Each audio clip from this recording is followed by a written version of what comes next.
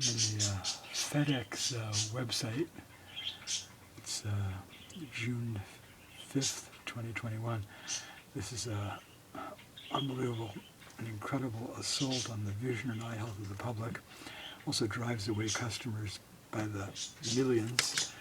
There's not an optometrist on planet Earth who would approve this sort of a type that's non-black, non-high contrast, and non-bold. Unbelievable. Look at this.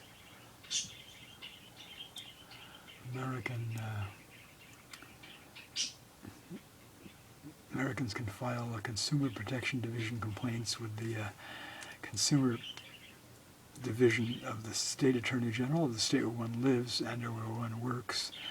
Also with the FTC, Federal Trade Commission, FCC, Federal Communication Commission, the National Institute of Health, which has a Vision and Eye Health Division, and with the CDC. There's no excuse for this by FedEx.